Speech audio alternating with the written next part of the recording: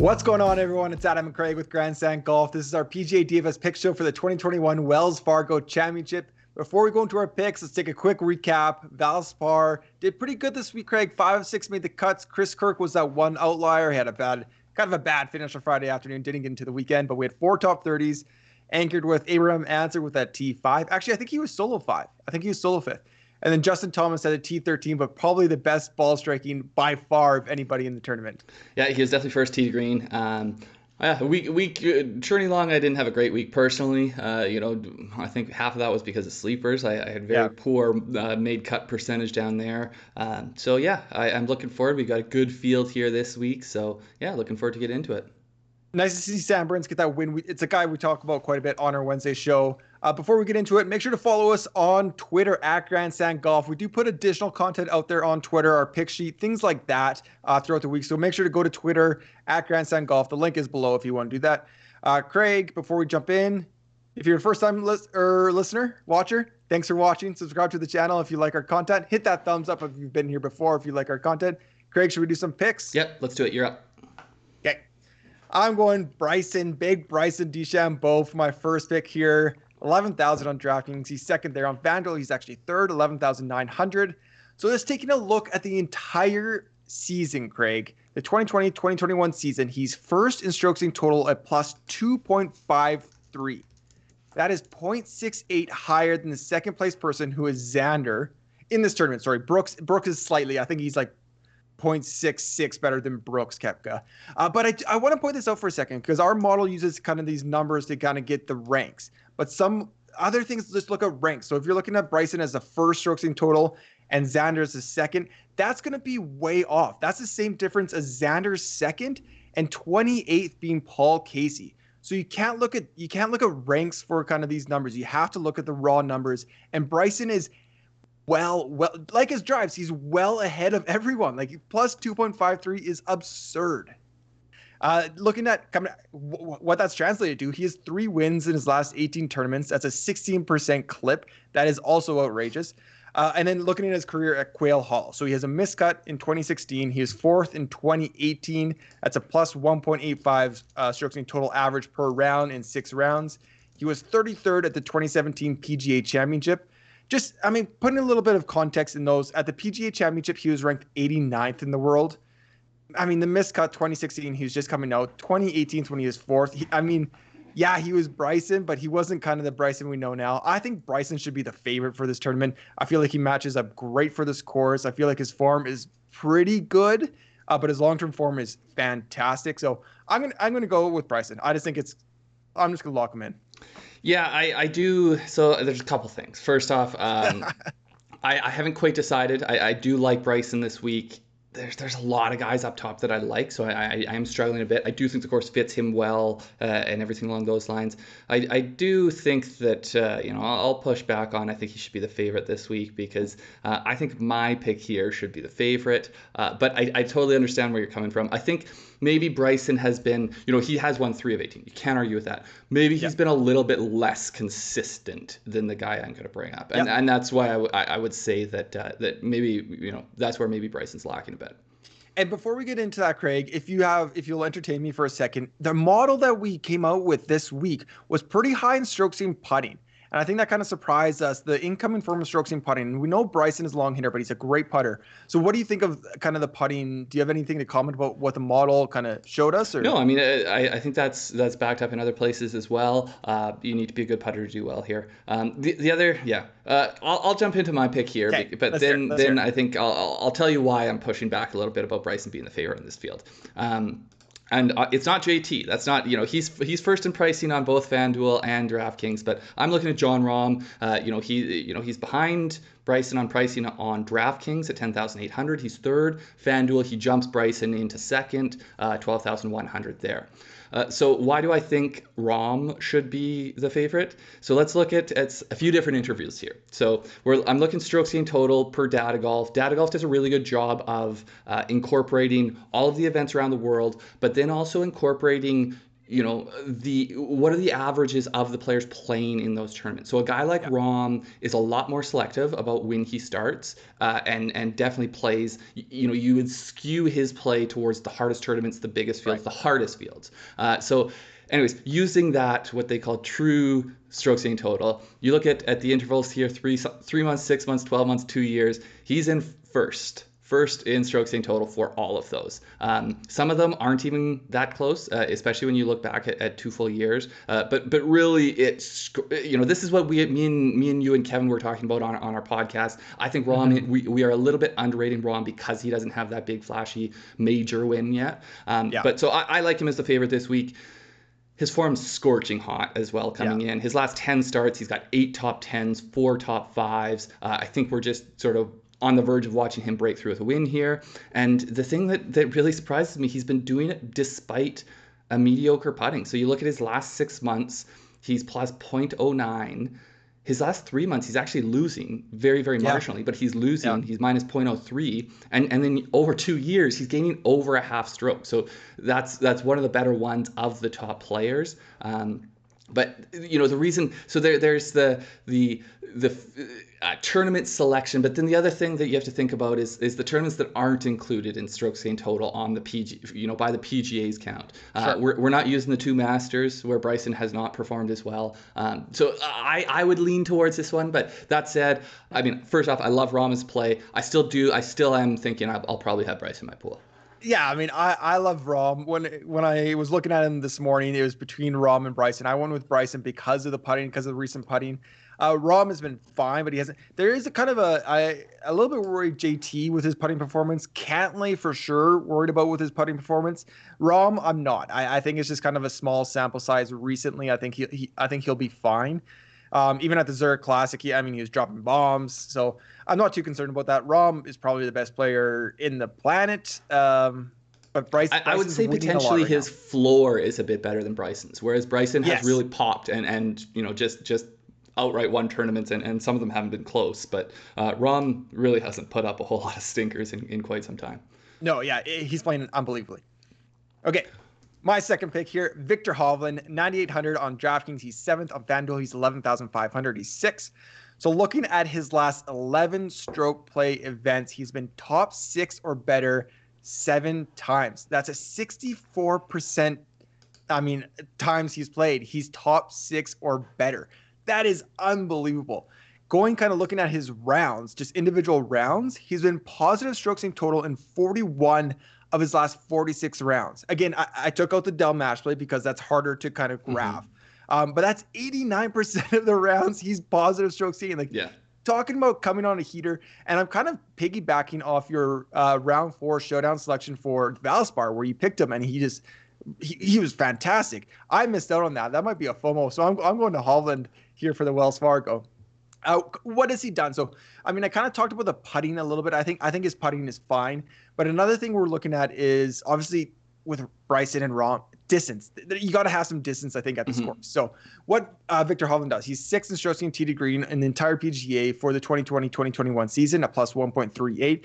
He's in positive in every strokes gained category. So really balanced, a kind of nice, well-rounded, like we see of kind of the Xanders, the Schauffele's, like that kind of build.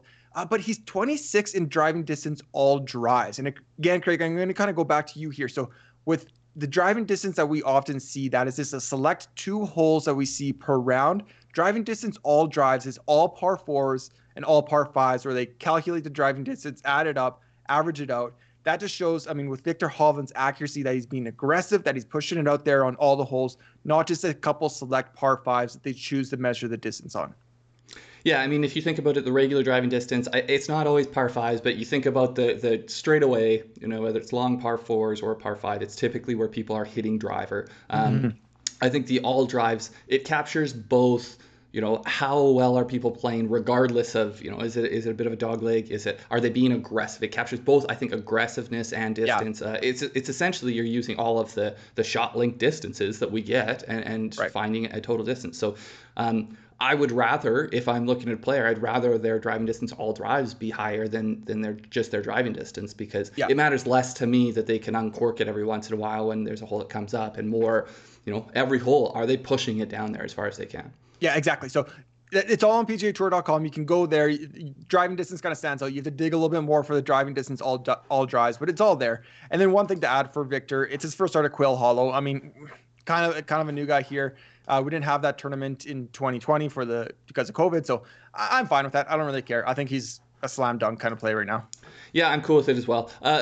I agree. So I had pumped the brakes on Hovland because he had a couple bad weeks in a row after his form had been scorching hot. But I'm jumping back on the bandwagon, as you know, he was my stock up on our recap show. So yeah, no, I like to play a lot. I'm not going to miss out on him anymore. Yeah. My next one here, I'm going Joaquin Niemann. 9,100 on DraftKings. He's 13th in pricing, 10,500 on FanDuel. He's 14th over there. So again, looking at his strokes gained total from Data Golf, looking at all the different increments, his last 3 months have not been as good as maybe his price. There's not necessarily the pricing efficiency. These are all ranks within this field. But then the further back you go, you look at 6 months, he's 1.5 strokes. He's 10th in the field. 12 months, he's 6th in the field. 2 years for a freaking 22-year-old, he's still 12th in the field here. So I think there's tons of long-term value. I think that what stands out in terms of him as a stat fit, off the tee, approach, and putting. Yeah. If you're choosing 3 stats, those are the ones you want to choose. I'd say around the green it matters less here than the other one. So for sure. His ball striking is awesome. He's 13th in the field off the tee, 18th on approach, 22nd in putting. These are all over the last 6 months. Okay, I was just going to ask that. Yeah. All of those, he's gaining over a half stroke in those. So I love that. Joaquin Niemann, last missed cut was in August, which surprises me a bit because I think of him just intuitively as a bit more of a volatile play where he'll really pop. Yeah, streaky. Yeah. But obviously it's averaging out every week to being streaky but still making cuts. Yeah. So his last missed cut was in August. He's got 17 starts since then, 14 top 30s, 5 top 10s, 3 top 3s. Hasn't got a win yet, but one of the things I think when we do see him pop up into the top 10, most of the time he's getting really high on the leaderboard, up there to second or third. He's coming off an 8th. I think it was 8th place last week, so we saw a bit of form. He moved backwards on Sunday, but I think we're seeing him maybe with a little bit of form coming in. Yeah. Poor course history, doesn't have a ton of starts here. I'm not super worried about that because with a guy like Joaquin, we are literally talking about him as what was he doing when he was 20 years old coming in here. So he does have 2 starts. He's got a missed cut and a 38th, but that was 2018, 2019. So we're talking about a very, very young player at that point. That's actually Batia right now. Like, that is so exactly. young. Yeah, for sure. That's incredible. And he has the distance. So that's the last thing I think is that this, of course, you need distance, and he's got it. Yeah, Niemann, without a doubt, he's going to be my player pool. He's lock and load for sure. Yeah. Like, nothing else to say. Okay, my third pick here.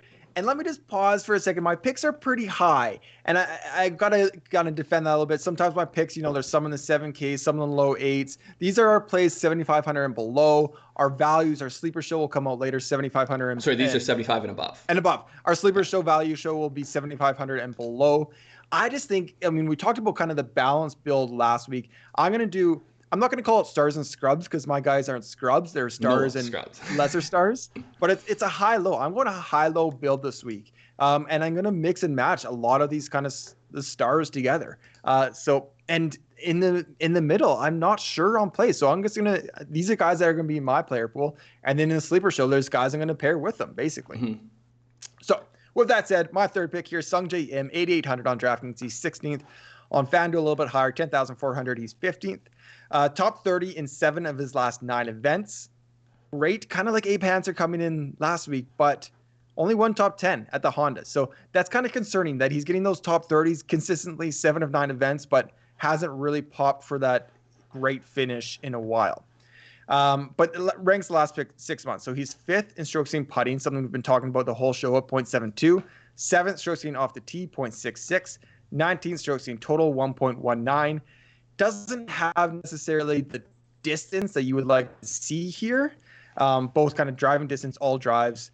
But off the tee, it's still an important stat. It means he's finding fairways. It's setting himself up in position. But the one thing that I am kind of concerned about when you kind of break down his rounds or his recent play is his approach play. And I kind of talked about it last week. If his approach play can kind of come around to what we've seen before, I think he's a really good value at 8,800. But if it's not and he's not hitting as many greens as we're used to seeing, then it's a little troubling. But One start at Quail Hollow. He was 31st in 2019. 1.09 strokes gained total average. Just to put that in perspective, right now he's in the top 20 in the world. Back then at 2019, he was 60th in the world. So a pretty good finish at 31st there. I think he can kind of come out here. Top 30 feels pretty safe, but I just want to see Sungjae push that upside, and I haven't seen that in a while, but I feel like he can do that. Yeah, I think first off, I struggle with Sungjae. You like to say I'm the Louis Oosthuizen whisperer, and I always seem to manage to hit on the weeks he plays well and avoid the ones he doesn't, or the days in terms of showdowns. But I feel like it's the opposite for me with Sungjae. I feel like I always miss on the ones, when I play him, he doesn't really play that well, and then when I don't play him, he seems to do well. So it's just the emotional hesitancy that I have towards it. The thing I'm going to struggle with a bit until I start to actually make lineups is this a bit of a dead area for me? Like, yes. We were speaking before the show about how the high sevens, low eights might be a bit of a dead area. But if I'm trying to plug in two guys very high, maybe I have to sacrifice in this range a bit, and that's really what I won't know until I start to actually make lineups. No, I think that's completely fair. But I do feel like his price under nine. I like to see his price under 9K. I think that's a time when I am doing kind of more balanced builds. Sungjae will find his way into. Yeah, I think it'll be potentially like you have a star, and then you have maybe two guys here, and then go down further. Yeah. So the one guy I do like in this 8K range, I think fairly definitively at this point, would be Cameron Tringale. I know you're probably a little bit upset because he's usually one of your boys, but he's 8,400 on DraftKings, 20th in pricing, 10,100 on FanDuel, 18th over there. To me, it's about the I think there's long-term value here, but really it's about the short-term momentum he comes into the week with. Last 3 months he's 8th in the field in strokes gained total, 1.68. Again, you look at that over 6 months, that's a decent sample size we have there, 1.58. He's 9th in the field, so I think we're getting good value there. 12 months, 2 years, it starts to get out to 18th, 20th. That's about where he's priced, so I'm cool with that. If you don't really know what he does everything well. Over the last 6 months, he's gaining at least a third of a stroke in every facet of the game. Top 35 in all of those stats in this field, so I like that. The ball striking's good, the short game's good. Everything seems to be fairly tuned up right now.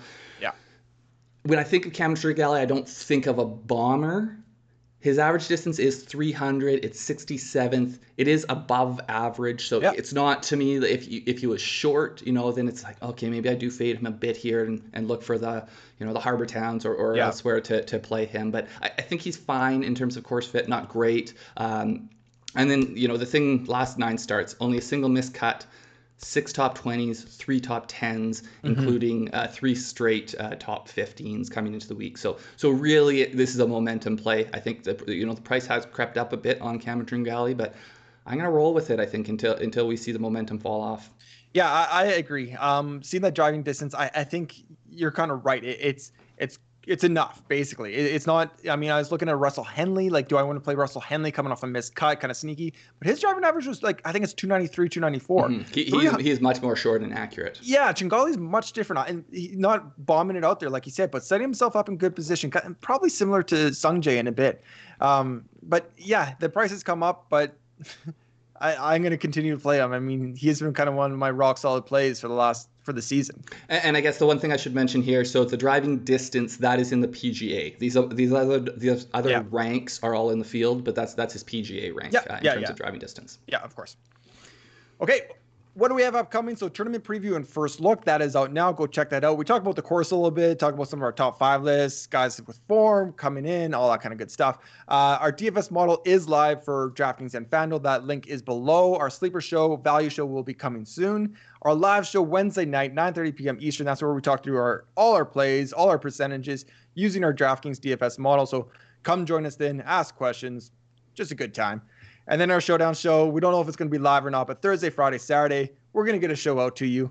We've been talking about this a little bit. It is hard for us with families to always commit to doing the same time every day, every week. So I think what we're going to lean towards doing is get out the recorded show for sure. Yeah. And then on the bigger tournaments, then we'll be doing a live show as well. I know that a lot of the people we love to chat with on those live shows might be a little disappointed, but we're still going to be doing Wednesday nights live every week. And that's a good reminder for our Discord. Our Discord link is below. So if you do want to chat with us between rounds, tournament chat, it's a good time. Our Discord link is below. Or even not chat with us, but chat with other people in the Discord. Yeah, chat with other people, exactly.